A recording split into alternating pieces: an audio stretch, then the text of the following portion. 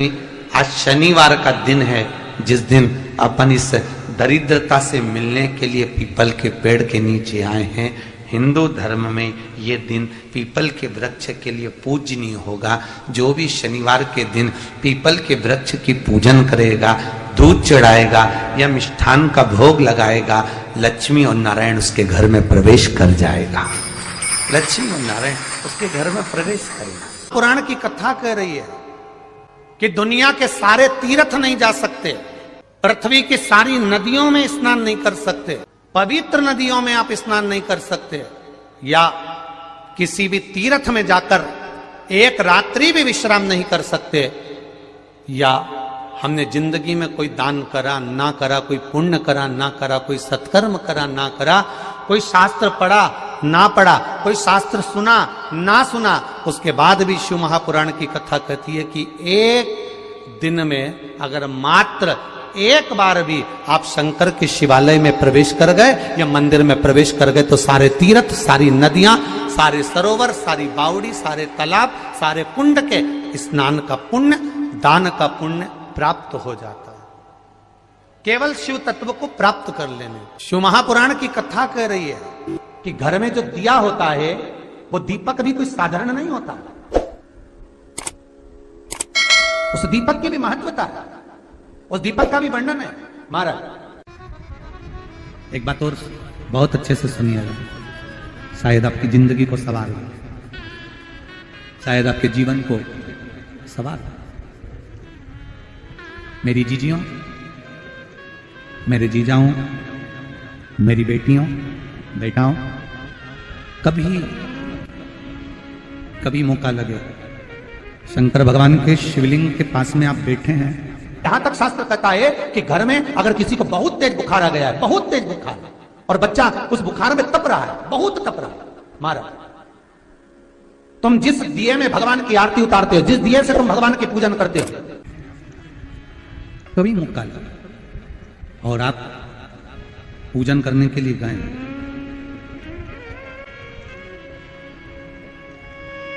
कभी पूजन करने के लिए, और आपको शंकर भगवान के शिवलिंग के पास में या शंकर भगवान के शिवलिंग के ऊपर कनेर का अगर पीला फूल देखा है ना आप लोगों ने, अरे बोलो तो जम के, देखा है? कनेर का यदि पीला फूल शिवलिंग के आसपास में या शंकर भगवान के ऊपर कहीं रखा हुआ भी दिख जाए, विषम परिस्थिति हो, बहुत हिम्मत ना हारते हुए, तभी भगवान अकेले में एकांत में आप पहुंचे उनके पूजन के लिए, कनेर का पुष्प वहां रखा है, चाहे वो जलाधारी पर रखा हो, चाहे वो शिवलिंग के पास में रखा हो, शिवलिंग पर रखा हो, उस कनेर के पुष्प को अगर आप 5 जगह का स्पर्श कराकर अपने हृदय की बात कहकर वापिस महादेव को समर्पित कर देते हो तो भी मेरा महादेव तुम्हारे दुख का निवारण कर देगा। अब वो 5 स्थान,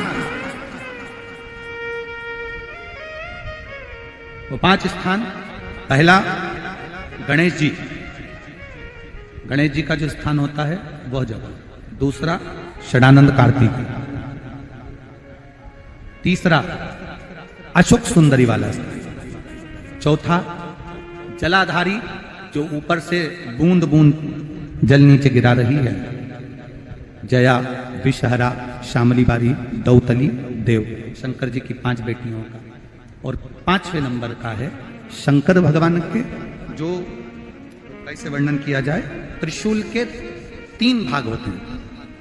करें दर्शन आप लोगों ने, ये से सामने त्रिशूल लगा है, इस त्रिशूल के ऊपर देखेंगे तो 3 भाग दिख रहे हैं, नजर आ रहे हैं सबको?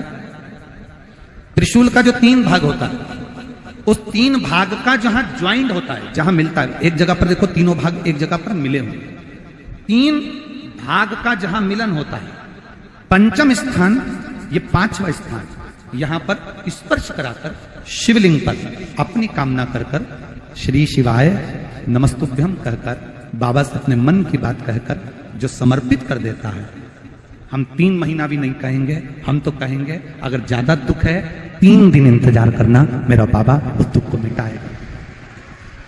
3 महीना बहुत दूर, पर करना है दिल से।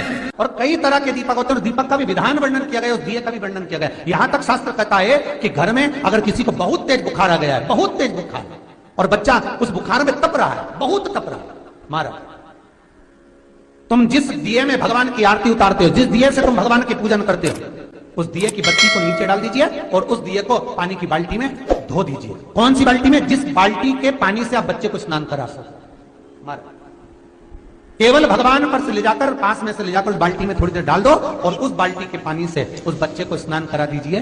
15 से 20 मिनट, आधा घंटा लगेगा बच्चे का। बड़ी बेचैन दिख रही हो तुम, क्या बात है? पार्वती जी कहती है, देवव्रत, कश्मीर प्रदेश का एक भक्त देवव्रत बेलपत्री के वृक्ष के नीचे बैठकर आपका मंत्र जाप कर रहा। मैं आपको जगाना नहीं चाहती थी, पर बेलपत्री के वृक्ष के नीचे लक्ष्मी झाड़ू लगाती है, सरस्वती वीणा बजाती है, इंद्राणी उस बेलपत्री के वृक्ष के नीचे जल का सिंचन करती है, 33 कोटि देवी देवता उस बेलपत्री के वृक्ष की जड़ में विराजमान होते हैं। इसलिए देवव्रत एक बार पंचाक्षर मंत्र बोलता है तो वो 33 करोड़ बार गिना जाता है, ऐसा बेलपत्री का वृक्ष होता है। बेलपत्री के वृक्ष के नीचे एक बार अगर भगवान का नाम लिया जाता है तो वो 33 करोड़ बार, 33 कोटि बार गिना जाता है। एक मंत्र केवल नमः शिवाय, ओम नमः शिवाय, नमः शिवाय, ओम नमः शिवाय, 33 कोटि बार गिना है, 33 कोटि। कितना सुंदर लिखा है। फिर वही वाली बात आ गई जो पहले कथा में कहा, अपने लिए अच्छा वाला घी छाट के लाना, अच्छी कंपनी का लाना, और जब यज्ञ करने बैठे, पूजन करने बैठे, हवन करने बैठे, भगवान का कोई पाठ पूजन करवाई, पूजा वाले दुकान पे बोलना कि पूजा का घी चाहिए। तो वो पूजा का सामान बेचने वाला भी चतुर था, उसने पूजा का ही घी दिया। तो इन्होंने पूछा, भैया ये घी कितने का? तो क्या 80 रुपए का? तो 80 रुपए का आधा किलो? तो क्या पूजा का है? भारत की भूमि पर इस मृत्यु लोक में, पूरे विश्व में ऐसे कई घर हैं जिनके घर में गुजारा करने के भी आफत है। पहनने के कपड़े नहीं, किसी के यहां पर भोजन नहीं, किसी के यहां जमीन नहीं, किसी के यहां दुकान नहीं, कोई पूरी जिंदगी किराए के मकान में निकाल देता है। नहीं, मेरा एक निवेदन है, इस कथा को जितने छत्रपति संभाजी नगर के श्रोता भाई बहन श्रवण कर रहे हैं उनसे निवेदन करूंगा, आप हाथ का ठेला लगा रहे हो, सब्जी का ठेला लगा रहे हो, फल का ठेला लगा रहे हो, धक्के की जिंदगी जी रहे हो, दरवाजे पर बैठे हो, कहीं ना कहीं तुम दास्य भाव की जिंदगी जी रहे हो, तकलीफ में जिंदगी जी रहे हो, बहुत दुख की जिंदगी जी रहे हो, बहुत कष्ट की जिंदगी जी रहे हो, उनसे केवल निवेदन करूंगा, 3 महीने 2 जगह पर जल चढ़ाना प्रारंभ कर दीजिए, केवल 3 महीने। एक शंकर भगवान के शिवलिंग पर, दूसरा बेलपत्री के पेड़ के नीचे, 2 जगह पर जल चढ़ाना 3 महीने लगातार चालू कर दो, बाबा तुम्हारा हाथ पकड़कर तुम्हें उन्नति की सीढ़ी पर चढ़ा देगा। हमें कोई चमत्कार करना नहीं आता, और ना हम कोई तंत्र विद्या या मंत्र विद्या जानते हैं, ना हमारे पास में बेल है, ना हमारे पास में भभूति है, हमारे पास में तो केवल शिव का नाम है। आप श्री शिवाय नमस्तुभ्यम बोलो, ओम नमः शिवाय बोलो, नमः शिवाय बोलो, चाहे महामृत्युंजय मंत्र बोलो, उसका स्मरण करते करते भगवान शंकर के शिवलिंग पर जल, और उसी पात्र में जो जल तुमने शंकर जी को चढ़ाया है उसमें से बचा हुआ थोड़ा सा जल बेलपत्री के पेड़ के नीचे चढ़ाना प्रारंभ कर दो। अलग से बेलपत्री के पेड़ के नीचे चढ़ाने के लिए अलग से लोटा भर के जल जरूरत नहीं पड़ेगी। जो तुमने शिव जी को जल चढ़ाया, जो तुमने देवादिदेव महादेव को जल चढ़ाया, बस उसी पात्र का जल शंकर जी को चढ़ाओ, उसमें से बचा हुआ थोड़ा सा जल बेलपत्री के वृक्ष के नीचे चढ़ाना प्रारंभ करना। कौन सा बेलपत्री का वृक्ष? जिसकी छाया आपके ऊपर आ रही हो। शिव महापुराण बड़ी सुंदर बात कहता है, ध्यान दीजिएगा। जिस बेलपत्री का पौधा तुम्हारे सिर का, और ये दोनों हाथ ऊपर कर लो, अपन खड़े हुए और खड़े होकर दोनों हाथ ऊपर करे, इतना बड़ा बेलपत्री का पौधा है, उस बेलपत्री के पौधे की पत्ती को कभी तोड़कर शंकर जी को नहीं चढ़ाना चाहिए। ध्यान रखना, कितना बड़ा पौधा। आप खड़े हो जाओ और खड़े होने के बाद आपका हाथ ऊंचा कर लेना। इतना बड़ा पौधा है, उस पौधे की पत्ती बेलपत्री को तोड़कर शंकर भगवान को कभी नहीं चढ़ाना। शंकर भगवान को उस बेलपत्री को, उस वृक्ष की पत्ती को तोड़ना चाहिए जो वृक्ष तुम्हारे हाथ से थोड़ा सा ऊंचा हो, जिसके लिए तुम्हें हाथ और ऊंचा करना पड़ रहा हो। जैसे एक बच्चा अपनी मां की गोद में बैठने के लिए दोनों हाथों से उचकता है, आवाज लगाता है, उचकता है, आवाज लगाता है, हाथ ऊपर करता है, तो मां उस बच्चे को गोदी में ले लेती है। उसी तरह उस बेलपत्री के वृक्ष की पत्ती तोड़ना चाहिए जिसने थोड़ी उन्नति कर ली हो, जो थोड़ा ऊंचा हो गया हो। तुम उसको पाने का प्रयास करो तो भगवान भी तुम्हें अपनी गोदी में ले ले। ऐसे वृक्ष की पत्ती तोड़। अब तुम छोटा सा पौधा, बिल्कुल जरा सा पौधा, उसी की पत्ती तोड़कर महादेव को चढ़ाओगे, ये श्रेष्ठता नहीं। यदि बेलपत्री का पेड़ आपके यहाँ है और मान लो कई लोग बेलपत्री गमले में लगाते हैं या छत के ऊपर लगा देते हैं, बेलपत्री का वृक्ष जो होना चाहिए वो घर के ठीक पीछे के भाग में,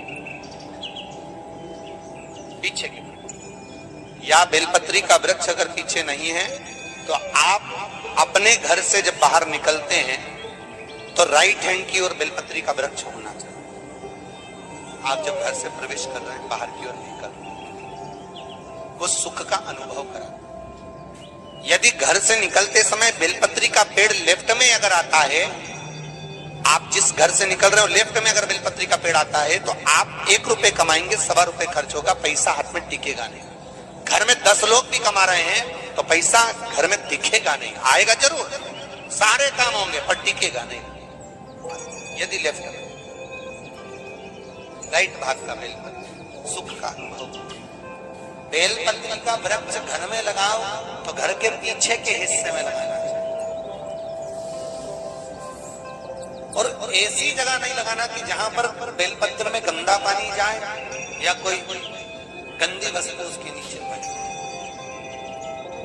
33 करोड़ देवी देवता बेलपत्री के पेड़ के नीचे सोमवार के दिन, कोई रविवार के दिन, कोई मंगलवार, कोई बुधवार, कोई गुरुवार, कोई शुक्रवार, कोई शनिवार के दिन बेलपत्री के नीचे आकर 33 करोड़ देवी देवता हो तप करते हैं, साधना करते हैं। बेलपत्री के पेड़ का बड़ा प्रमाण है। एक बेलपत्री ऐसी होती है जो कि शंकर पर अगर चढ़ी हुई है तो वापिस उतार कर धोकर फिर शिव को चढ़ा सकते। किसी व्यक्ति से कोई काम करवाना है, वो काम नहीं कर रहा, कोई फाइल आगे नहीं बढ़ रही है, कोई कार्य अटक रहा है, या फिर कहीं रुपया पैसा अटक गया हो, नहीं निकल रहा हो, तो एक जल के पात्र में जल भरकर 5 बेलपत्री शिव जी को समर्पित कर कुंदकेश्वर महादेव का नाम लेकर एक सफेद पुष्प बेलपत्री के ऊपर जो शिव जी को चढ़ाई है उस पर समर्पित कर जल जो लेकर गए हो, अपनी उस कामना को कर कि मेरा ये कार्य अटक रहा है, ये कार्य नहीं हो रहा, कुंदकेश्वर महादेव का नाम लेकर धीरे धीरे जल की धार चढ़ाइए। और एक बात हमेशा याद रखना, फिर निवेदन कर रहे हैं, अच्छे से समझ लेना, शंकर जी पर जब जल चढ़ता है, शिव जी का जब अभिषेक होता है, शंकर जी पर जब जल चढ़ाया जाता है, दूध चढ़ाओ, जल चढ़ाओ, कुछ भी चढ़ाओ, पर एक बात का स्मरण अपने जीवन में होना कि इतने ऊपर से मत चढ़ाना कि जल चढ़े और छींटे आपके ऊपर। बहुत ध्यान दीजिएगा। हाँ, तो यहां तक वर्णन करा गया है कि शंकर जी का जल चढ़ा हुआ जहां से बहकर जाता है ना, उसको लांगा तक नहीं जाता। यहाँ लांगते हैं क्या? नहीं ना, परिक्रमा भी करेंगे तो वहीं से लौट कर वापिस घर जाएंगे। शिव जी का जहां से जल बहकर जा रहा हो, चढ़ा हुआ जल जहां से बहकर जा रहा हो, उसको लांगा तक नहीं जाता। और कई लोग बड़े बड़े आनंद में शंकर जी पे इतनी ऊपर से जल चढ़ाएंगे तो वो छींटे पूरे अपने ऊपर आना चाहिए, शरीर पर आना चाहिए। नहीं नहीं, उसका दोष है हमारा, उसका दोष है। आप भगवान को अगर जल चढ़ाओ, दूध चढ़ाओ, तो मान लो अगर जैसे एक सरल भाषा में समझ लो और अच्छे से, कि जैसे ये शिवलिंग है शंकर जी का, ये शिवलिंग है और आप जल चढ़ा रहे हो तो इतनी ऊपर